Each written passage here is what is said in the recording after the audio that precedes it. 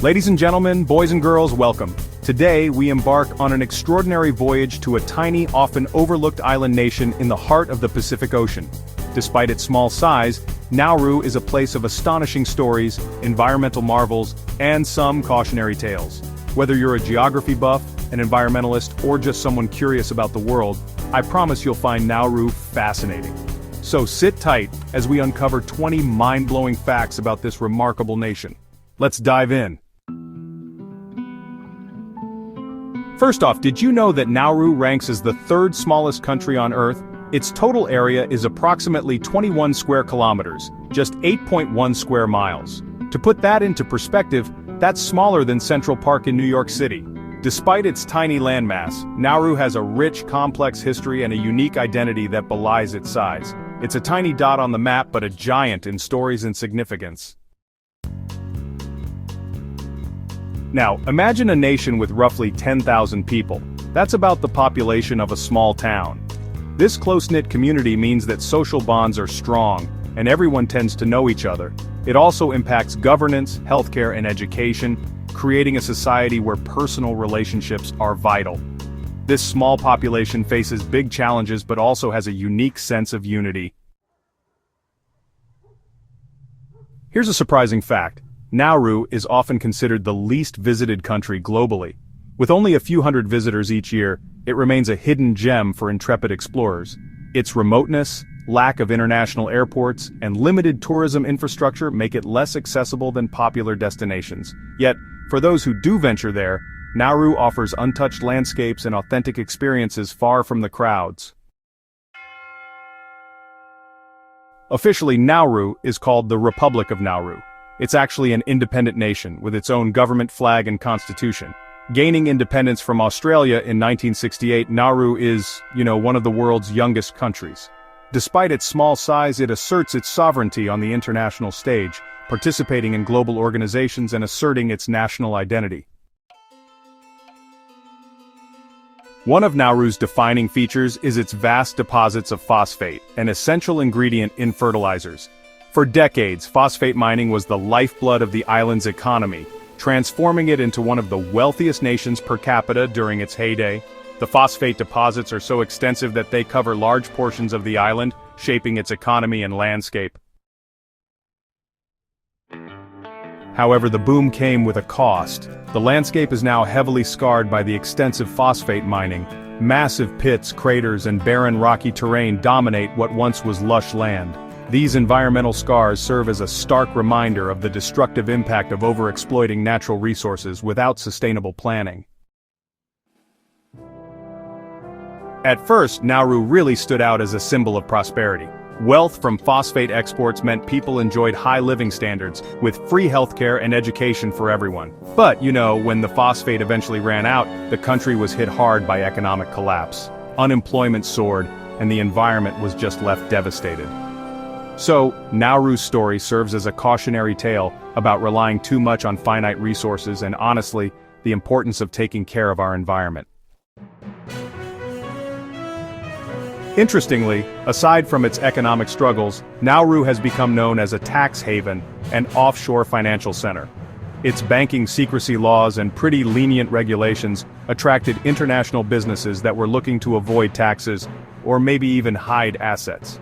While this did bring in some financial activity, it also raised a lot of concerns about money laundering and illegal activities, which led to a good deal of international scrutiny. Even though Nauru is an independent nation, it actually uses the Australian dollar as its official currency. This close economic tie kind of reflects its historical relationships and ongoing dependence on Australian aid and trade. It also makes transactions with Australia a lot simpler, since Australia is still one of Nauru's main economic partners.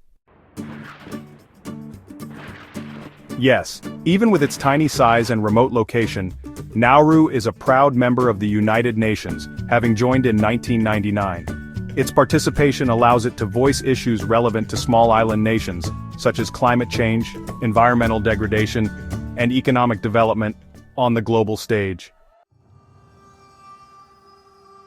Unlike many countries, Nauru does not maintain a military. Its defense is primarily provided by Australia under a security agreement. This arrangement underscores Nauru's peaceful stance and reliance on regional partners for protection, reflecting its limited capacity for military force. A surprising health fact: Nauru has one of the highest obesity rates globally, with over 80% of adults classified as obese. This is largely due to dietary shifts, imported processed foods, sugary drinks, and a lack of physical activity, highlighting the health consequences of modernization and globalization on small island communities. Despite its small size, Nauru boasts a rich cultural heritage.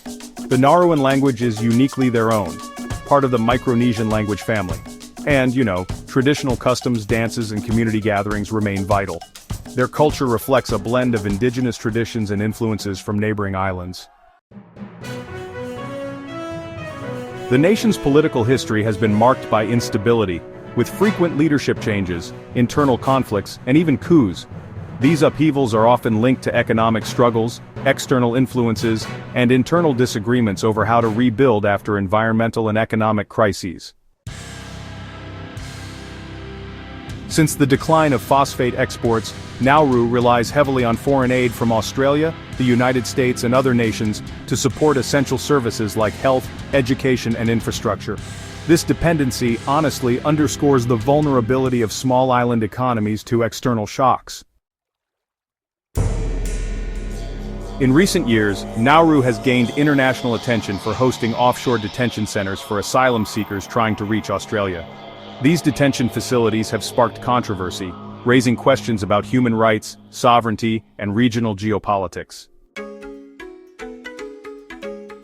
Nauru faces imminent threats from climate change. Rising sea levels threaten to inundate parts of the island, while increased storm activity and changing weather patterns jeopardize freshwater supplies and agriculture.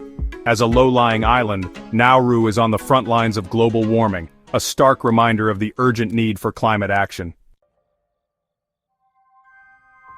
The environmental toll of phosphate mining is, honestly, pretty profound.